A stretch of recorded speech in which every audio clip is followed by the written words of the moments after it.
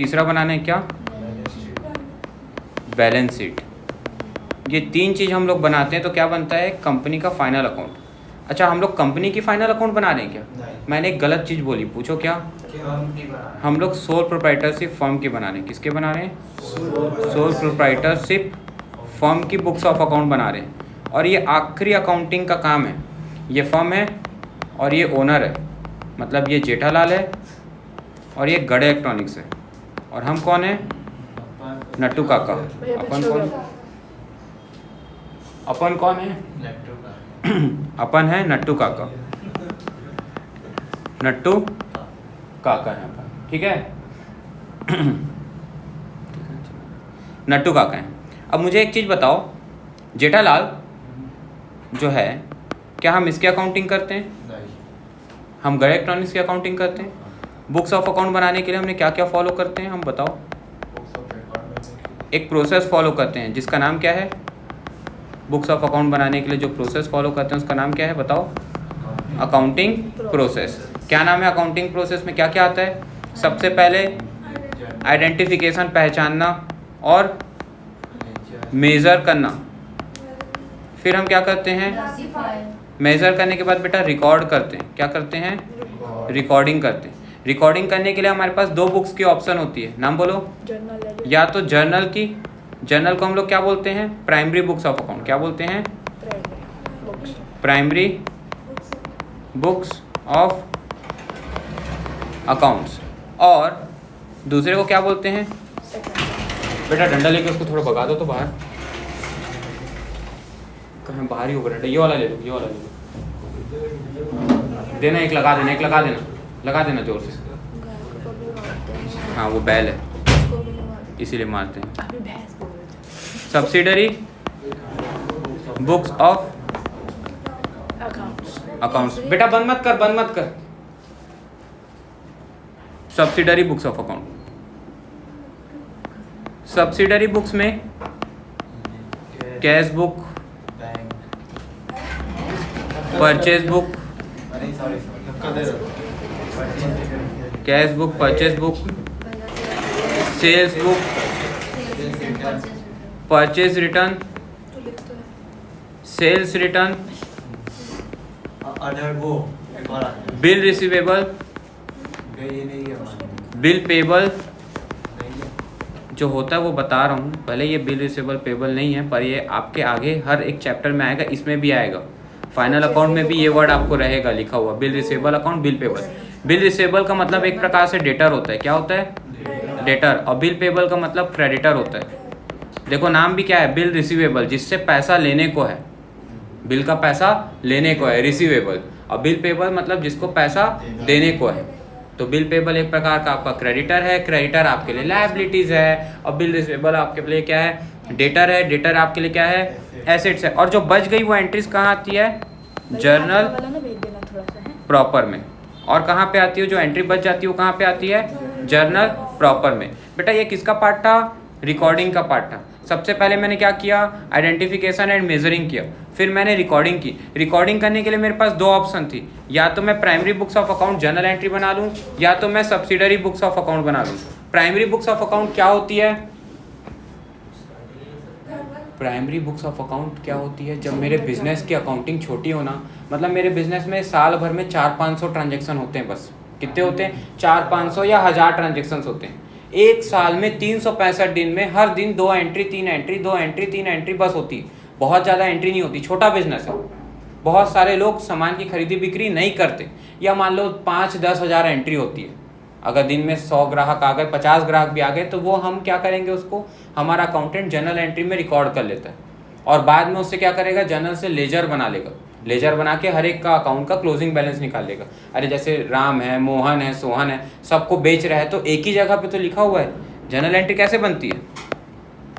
यहीं Ram to sales लिखा है, यहीं श्याम टू सेल्स लिखा है, यहीं पे परचेज टू कैश लिखा है, यहीं पे सैलरी टू कैश लिखा है। मतलब कैश हो, क्रेडिट हो, सारा चीज़ तो एक ही जगह पे है। कहाँ पे? जनरल अकाउंट है। एक ऐसा अकाउंट है कॉमन, कॉमन से बना जनरल, जनरल से बना जर्नल। तो जहाँ पे सब चीज़ एक ही अकाउंट में दिखा देते हैं। तो उसको हम क्या बोलते हैं, प्राइमरी बुक्स ऑफ अकाउंट बोलते हैं। क्या बोलते हैं, प्राइमरी बुक्स ऑफ अकाउंट। ये वाला जो अकाउंट होता है ना बेटा, प्राइमरी बुक्स वाला, ये अकाउंट बेसिकली एक छोटा बिजनेसमैन बनाना प्रेफर करता है। लेकिन अगर एक बड़ा बिजनेसमैन है जिसकी अकाउंटिंग बहुत ज़्यादा होती है, बहुत सारी होती है, वो ये अकाउंट नहीं बनाता। वो क्या बनाता है, कैश बुक बनाता है। दोनों रिकॉर्डिंग का पार्ट है। और कोई भी चीज़ को आप रिकॉर्ड कितने बार करोगे, एक बार करोगे या 2 बार करोगे?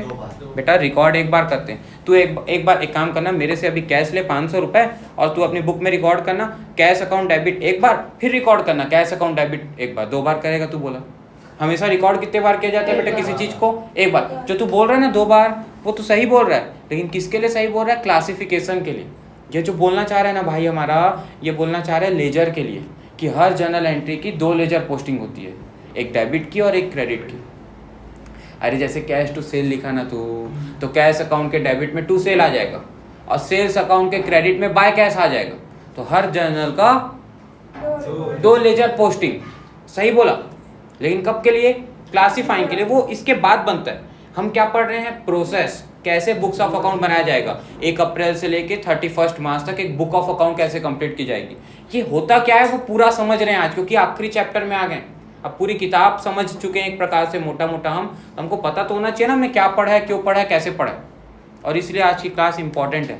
तो सबसे पहले हमने क्या किया, आइडेंटिफिकेशन और मेज़र कर लिया। फिर हमने क्या किया, रिकॉर्डिंग कर ली। रिकॉर्डिंग करने के लिए हमने 2 बुक्स बना ली, प्राइमरी बुक्स बना ली और सब्सिडरी बुक्स बना ली। प्राइमरी बुक्स बना ली और सब्सिडरी बुक्स बना ली। रिकॉर्ड करने के बाद मैं क्या करूँगा, क्लासिफिकेशन। क्या करूँगा,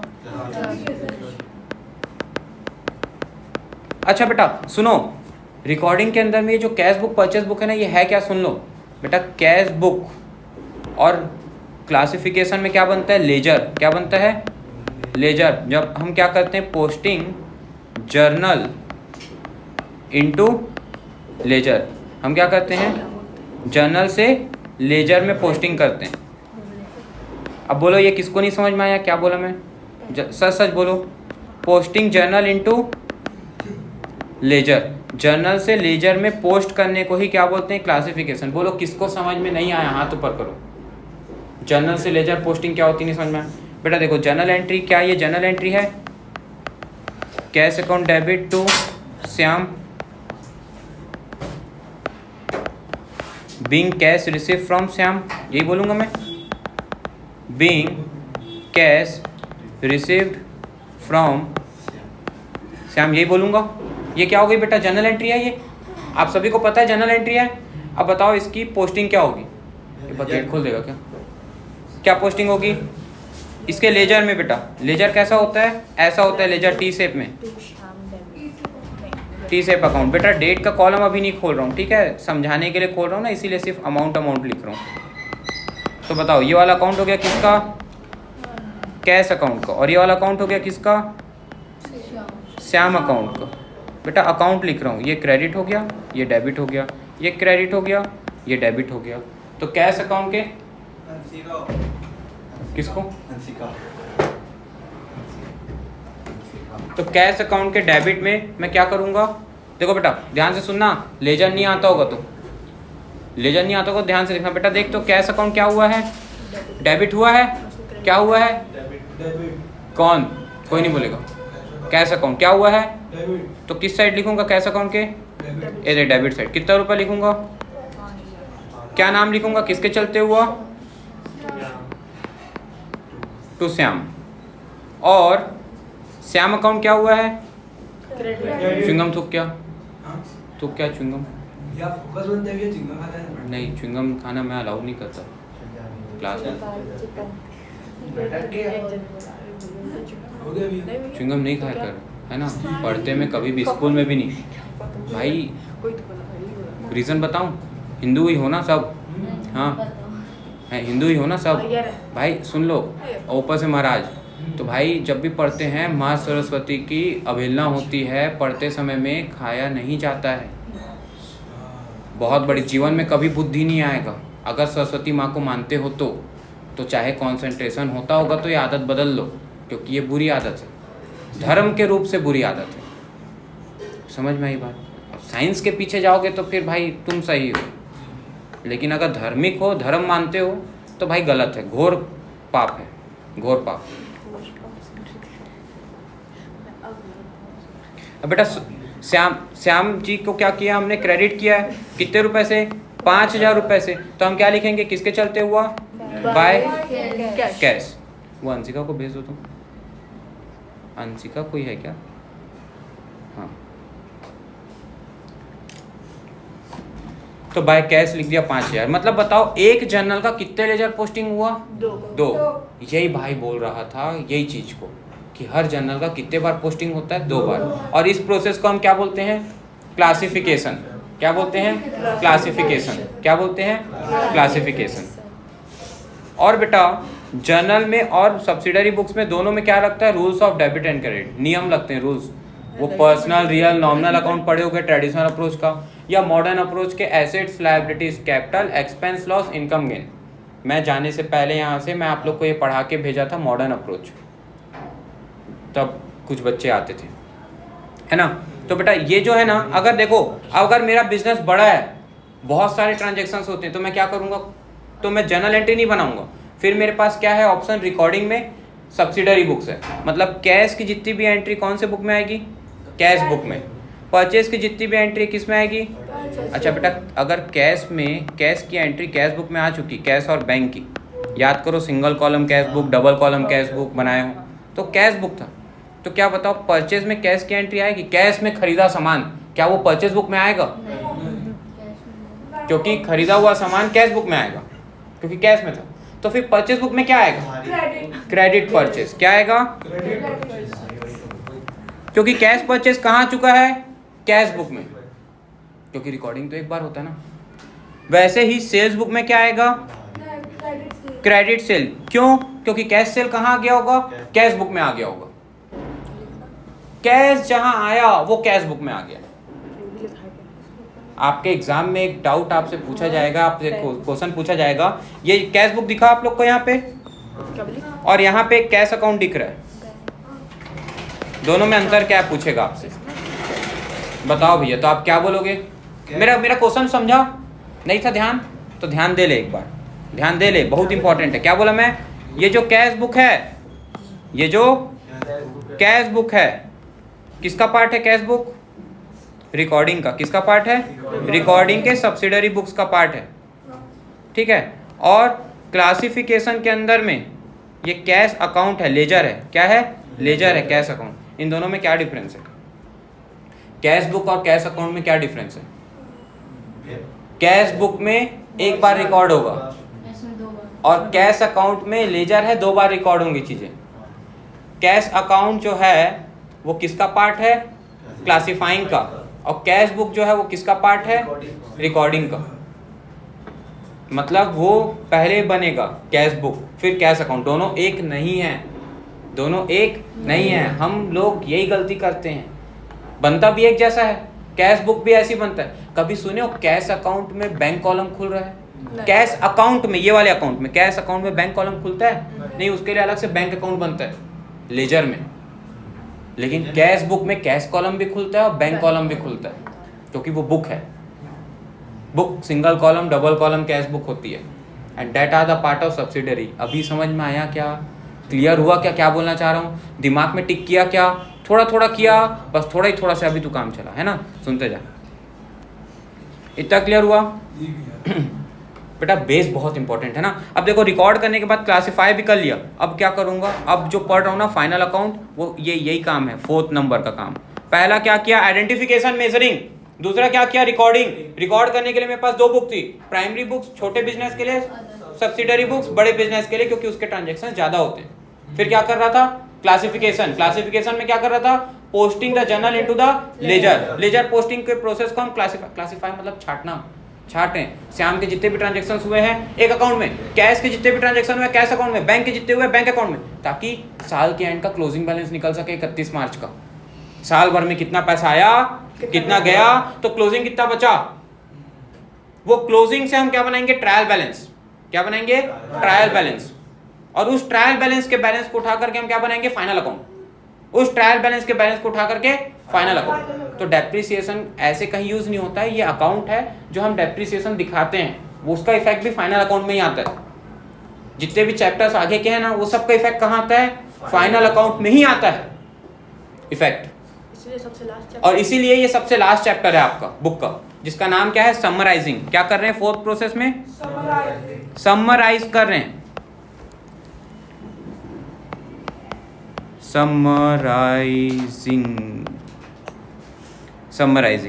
समराइजिंग मतलब क्या? समरी निकालना, कंक्लूजन निकालना। भाई साल भर जेठालाल गढ़ इलेक्ट्रॉनिक्स बिजनेस चली, तो गढ़ इलेक्ट्रॉनिक्स के चलने से साल के एंड में प्रॉफिट आया या लॉस आया, ये मेजर करने को हम बोलते हैं परफॉर्मेंस स्टेटमेंट। समराइजिंग के अंदर क्या बोलेंगे इसको? Performance statement. परफॉर्मेंस जानना कि भैया प्रॉफिट हुआ या लॉस हुआ, और ये जानना कि कितने गढ़ इलेक्ट्रॉनिक्स में एसेट्स थे, जैसे आयुजन क्लासेस है, कितने एसेट्स बचे साल के एंड में, क्या क्या बच गया, ये बच गया, ये टेबल बच गया, चेयर बच गया, एसी बच गई, बिल्डिंग बच गया, क्या इलेक्ट्रिसिटी बचा? नहीं, वो तो यूज हो गया। मार खाएगी। क्या इलेक्ट्रिसिटी बिल बचा? नहीं, यूज हो गया। क्या स्टाफ को जो मैं रकम, बेटा अलग अलग बैठो तो प्लीज प्लीज प्लीज, अलग अलग बैठो, अलग अलग बैठो। क्या स्टाफ को जो सैलरी देना वो बचा? नहीं, एसेट्स बचा। एसेट्स बचा। क्या बचा? एसेट्स बचा। लायबिलिटीज बची, कैपिटल बचा। जेठालाल का लगाया हुआ पैसा बचा गढ़ इलेक्ट्रॉनिक्स में, कैपिटल भी तो बचा है। अरे मैं जो पैसे लगा रहा हूँ वही से उसी पैसे से तो एसेट्स बनाए। बैंक लोन भी बचा। क्या क्या बचा? नाम गिनाना पीछे, प्रांजल दीदी, क्या क्या बचा? एसेट्स बचा, लायबिलिटीज में लोन वोन बचा, एसेट्स में बिल्डिंग, फर्नीचर, मशीनरी, ये सब बचा, कैपिटल बचा, ओनर का लगाया हुआ पैसा, ठीक है, और लोन वोन, लायबिलिटी, ये 3 चीज बची। क्या हम जो खर्चे कर रहे हैं वो बचा? नहीं। क्या हम जो इनकम कमा रहे हैं वो बचा? नहीं। उससे बचेगा प्रॉफिट, और वो प्रॉफिट जाके जुड़ेगा कहाँ? कैपिटल में, बैलेंस शीट में। तो बैलेंस शीट में क्या क्या आएगा? एसेट्स, लायबिलिटीज और कैपिटल। हम 5 चीज पढ़ते हैं। क्या क्या 5 चीज पढ़ते हैं? नाम लिख दिया लो। एसेट्स, लायबिलिटीज, ये सब कहाँ आएगा? एसेट्स, लायबिलिटीज और कैपिटल। गुड, क्योंकि 3 अकाउंट बनाना है फाइनल अकाउंट में। नाम बोल 3 अकाउंट का। नाम बोल तीनों अकाउंट का। फाइनल अकाउंट में 3 अकाउंट कौन सा बनता है? ट्रेडिंग अकाउंट, दूसरा कोई नहीं बोलेगा, और तीसरा बोल, नाम बोल तीसरा का। तीसरा अकाउंट तू बता। Balance sheet. ठीक, ध्यान इधर रख बेटा। मैं जब बोल रहा हूँ कि आज की क्लास इंपॉर्टेंट है तो ध्यान यहाँ होना चाहिए। देखो, नहीं तो मेरे से डांट भी खाओगे और मार भी खाओगे, क्योंकि मुझे पता है कि तुम महा नलायक, निठल्ले, गधे घर जा कर के प्रैक्टिस नहीं करोगे। सबको बोलो ना, मेरे लिए सब बराबर है, लड़का लड़की। मेरा टारगेट है कि तुम अच्छे से पढ़ लो ताकि तुम्हारा भविष्य अच्छा हो जाए, और इतना कर लोगे अच्छा ना तो मेरा नाम अपने आप अच्छा हो जाएगा। हाँ, और अच्छा हो जाएगा। लीगेसी मेंटेन ना, legacy is to be maintained. तो एसेट्स, लायबिलिटीज, कैपिटल, 3 चीज को बेटा आप लोग कहाँ दिखाते हैं? बैलेंस शीट में दिखाते हैं, क्योंकि आपको क्या बताती है? आपके बिजनेस की पोजीशन। क्या बताती है? Positional statement. क्या बताती है? कितने एसेट्स बचे, कितनी लायबिलिटीज बची, कितना कैपिटल बचा साल के एंड में। हंस मत तू।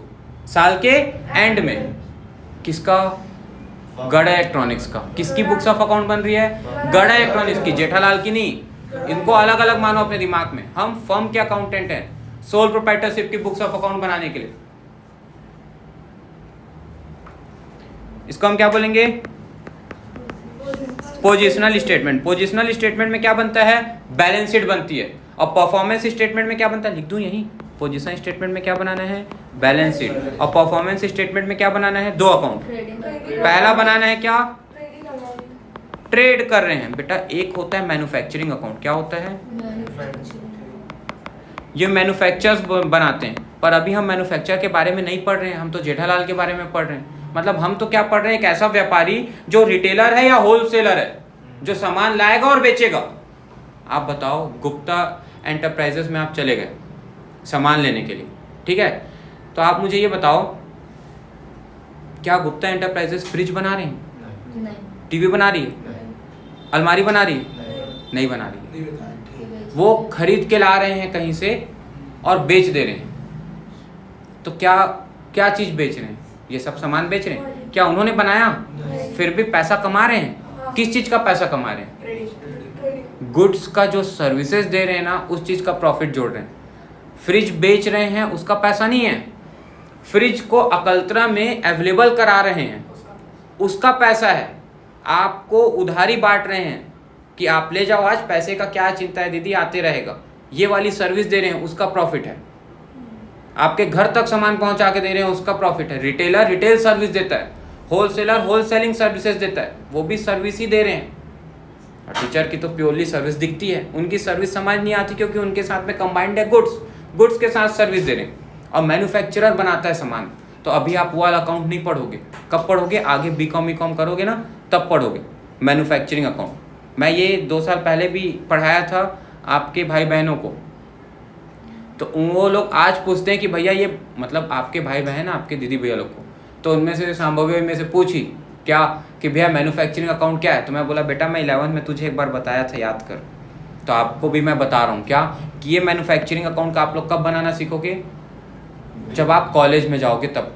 BBA MBA BCom CA कुछ भी करोगे ना, तो वहाँ पे आपको ये बनाने के लिए मिलेगा मैन्युफैक्चरिंग अकाउंट। पर अभी हमको ये नहीं बनाना है, हमको अभी क्या बनाना है? ट्रेड मतलब क्या होता है? सामान का आना जाना। ट्रेड करते हैं भैया हम मैन्युफैक्चरिंग नहीं करते, हम ट्रेडिंग करते हैं। हम सामान लाते हैं, प्रॉफिट जोड़ते हैं, बेच देते हैं, सामान लाते हैं, प्रॉफिट जोड़ते हैं, बेच देते हैं। तो हम कौन सा अकाउंट बनाएंगे? Trading account. ट्रेडिंग अकाउंट से बेटा हमको निकलेगा ग्रॉस प्रॉफिट। क्या निकलेगा? बड़े अच्छे से याद से आज ये नाम एकदम दिमाग में बैठा लो, ग्रॉस प्रॉफिट। अच्छा बताओ, हमेशा बिजनेस में प्रॉफिट ही होता है? कभी कभी लॉस भी होता है भाई। तो ग्रॉस प्रॉफिट की जगह क्या निकल जाएगा? Gross loss. और ये परफॉर्मेंस के अंदर निकल रहा है। तो क्या चीजों को हम यहां दिखाएंगे जो प्रॉफिट और लॉस निकलेगा? अपनी खरीदी बिक्री को दिखाएंगे। सेल्स माइनस खर्चे। बोलो क्या बोला? सेल्स माइनस खर्चे। अगर बच गया पैसा तो ग्रॉस प्रॉफिट, और नहीं बचा, खर्चे ज्यादा हो गए, सेल्स कम हो गया, तो ग्रॉस लॉस। बस यही है ट्रेडिंग अकाउंट, बस। इसके बाद और कुछ खर्चे होते हैं, जैसे देखो अब क्या हो गया, अब मैं ना इस खर्चों को थोड़ा देर बाद बताऊंगा, पर कुछ और भी खर्चे होते हैं, उसको माइनस करते हैं हम। कौन से अकाउंट से? उसका नाम है बेटा प्रॉफिट एंड लॉस अकाउंट। क्या नाम है? जस्ट ट्रेडिंग के बाद एक अकाउंट बनता है जिसका नाम है profit and loss account.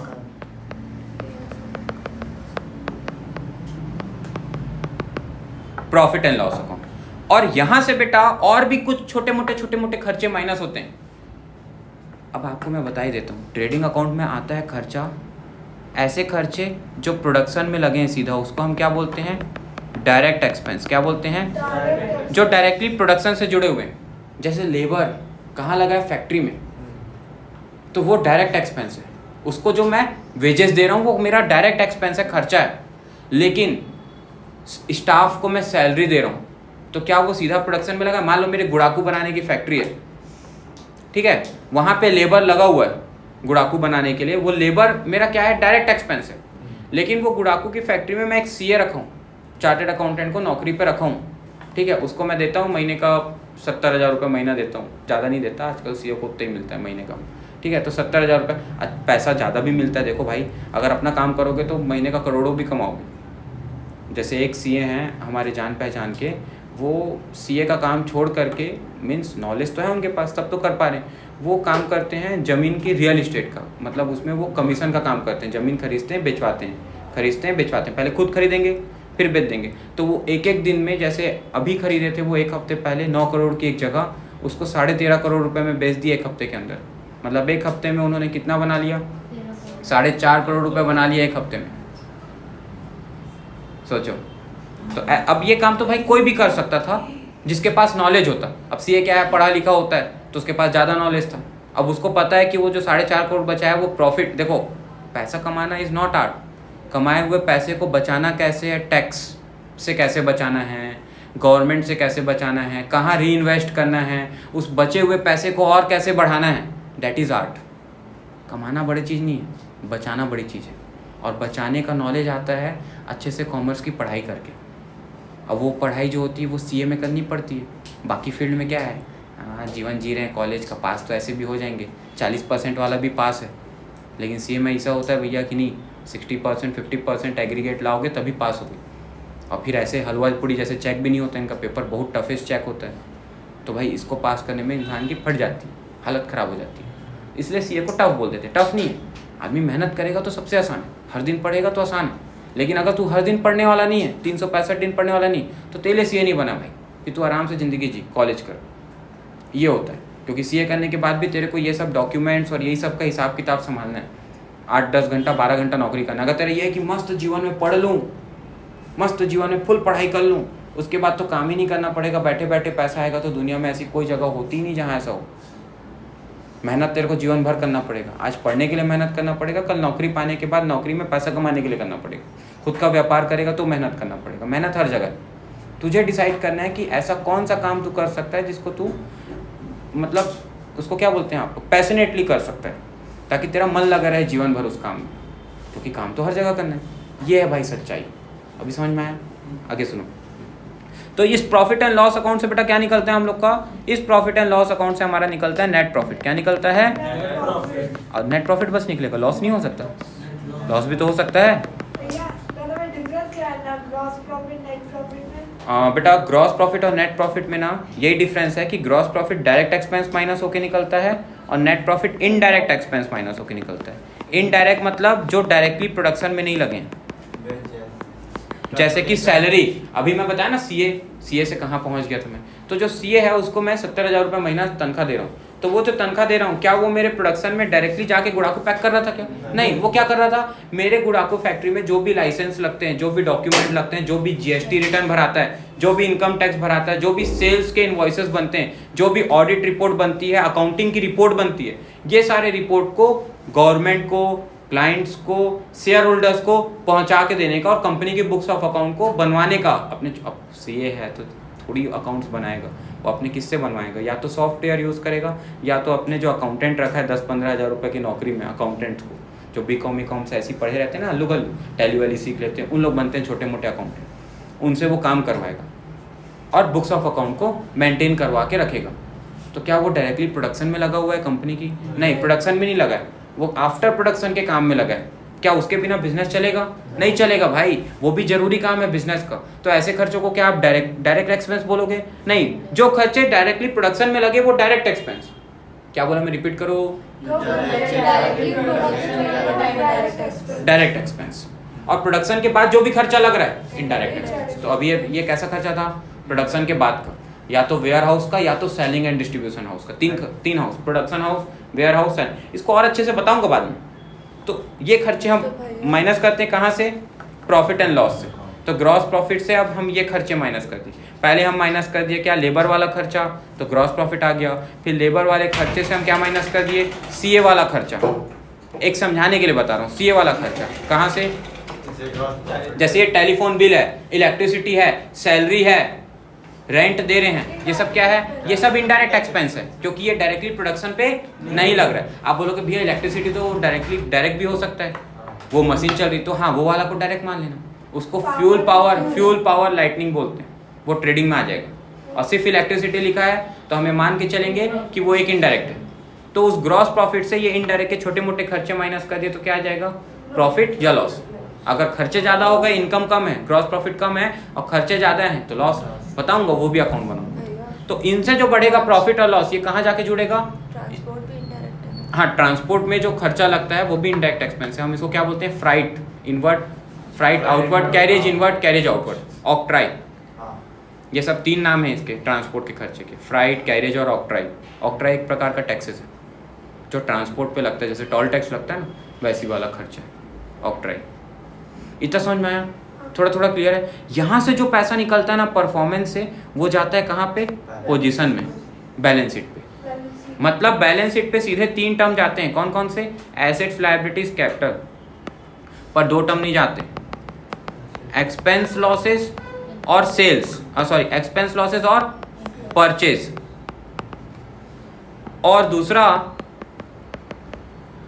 Income gain और सेल्स, जिसको रिवेन्यू भी बोलते हो। ये दोनों आइटम कहाँ जाते हैं बेटा? ये दोनों item trading and profit and loss account में जाते हैं। कहाँ जाते हैं? ये सबसे इम्पोर्टेंट जानकारी है। बोलो कितनों को नहीं समझ में, हाथ ऊपर करो, पूछूंगा नहीं तो, सच सच बोलो। इनकम गेन सेल्स, बेटा जो मैं बेच रहा हूँ, जो मेरी इनकम हुई वो कौन से अकाउंट में आएगी? इनकम गेन से। अच्छा मुझे बताओ फायदे और घाटों से क्या निकलेगा? फायदे और घाटों से क्या निकलेगा? ग्रॉस प्रॉफिट, नेट प्रॉफिट निकलेगा कि नहीं? तो जितने भी term, commission receive, rent receive, sales, gain on sale of fixed assets, ये सब है, ये कहाँ आएगा?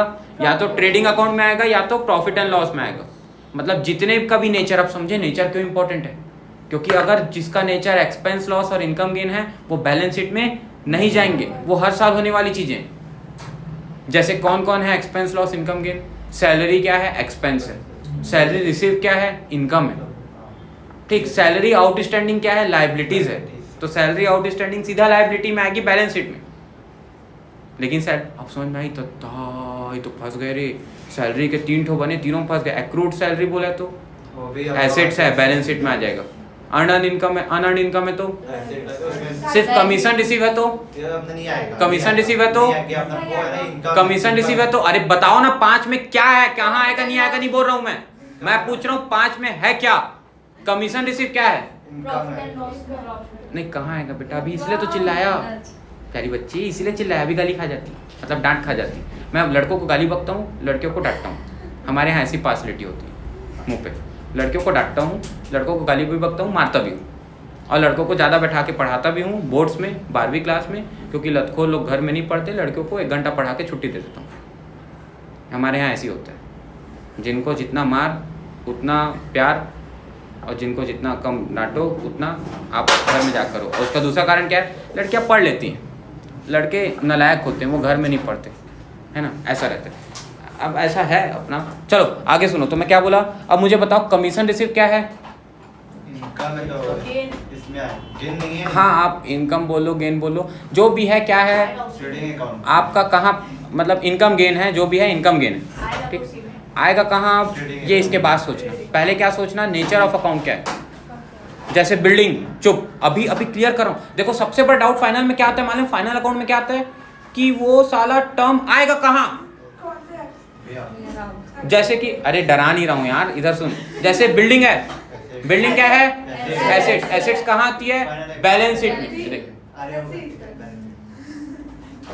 बैलेंस शीट में, ठीक है। जैसे मैं बोलता हूँ रेंट, कहाँ आएगा नहीं बोल रहा। मैं पहले क्या पूछ रहा हूँ उसका? बेटा ये जो तुम्हारे स्कूल में गुरुजी लोग रटवाते हैं ना कि ये यहाँ आएगा, ये यहाँ आएगा, ये वाला टर्म यहाँ आएगा, वो चमन चूतियापा है। पूछो क्यों? पूछो क्यों? पूछो क्यों? क्योंकि आपको सबसे पहले उसका नेचर समझना चाहिए ना। नेचर समझ जाओगे तो उसका लॉजिक बनेगा। अभी लॉजिक समझे ना क्यों ऐसा होता है? क्योंकि परफॉर्मेंस है। परफॉर्मेंस में हम एक्सपेंस लॉस इनकम गेन को दिखाते हैं, और पोजीशन में हम एसेट्स लायबिलिटीज कैपिटल को दिखाते हैं। अब तुम्हारे सर क्या कर रहे हैं? ये लॉजिक को सीधा छोड़ दिए, और छोड़ने के बाद क्या बोलते हैं? बेटा रेंट प्रॉफिट एंड लॉस के डेबिट में डाल देना, बेटा commission receive profit and loss से क्रेडिट में डाल देना, बेटा सेल्स ट्रेडिंग के क्रेडिट में डाल देना। ये तेरी ऐसी की तैसी, तू पहले लॉजिक तो बता कि ये हो क्यों रहा है? हो इसलिए रहा है क्योंकि इसका नेचर क्या है? एसेट्स है, लायबिलिटीज है, कैपिटल है, एक्सपेंस लॉस है या इनकम गेन है। और इसलिए तो हम किससे पढ़ते हैं? मॉडर्न अप्रोच से। जनरल एंट्री अगर मॉडर्न अप्रोच से बनाए होते तो आज ये क्लैरिटी होती, तो सीधा सीधा फाइनल अकाउंट बन जाता।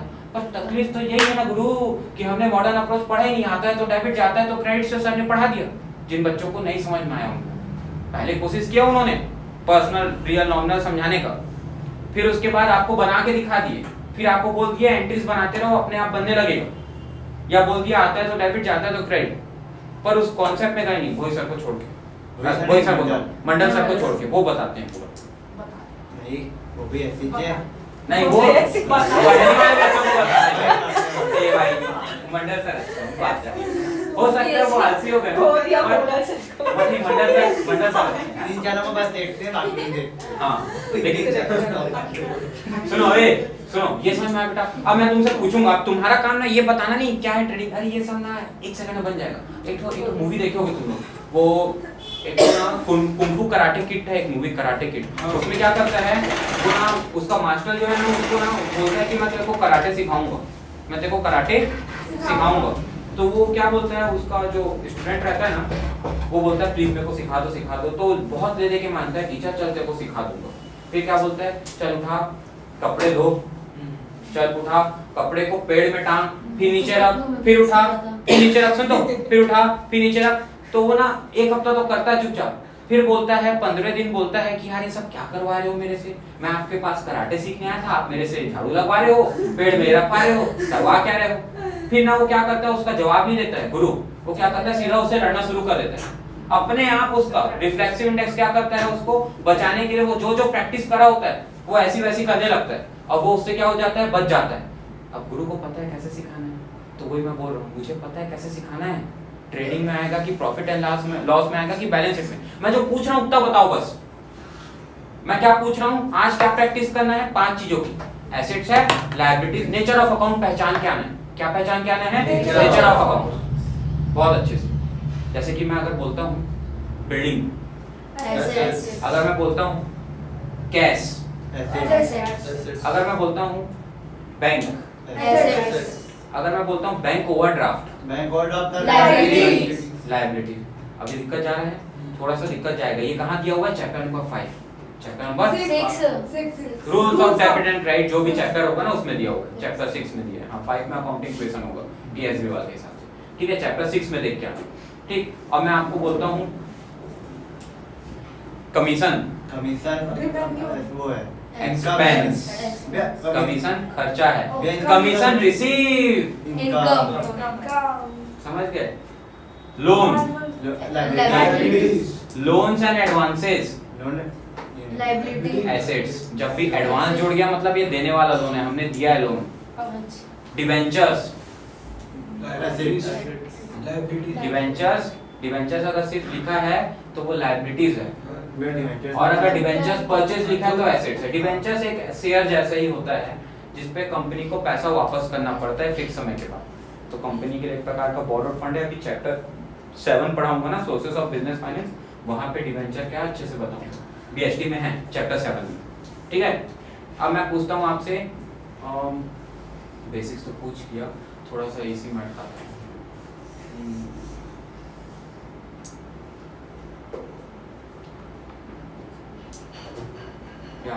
Bed date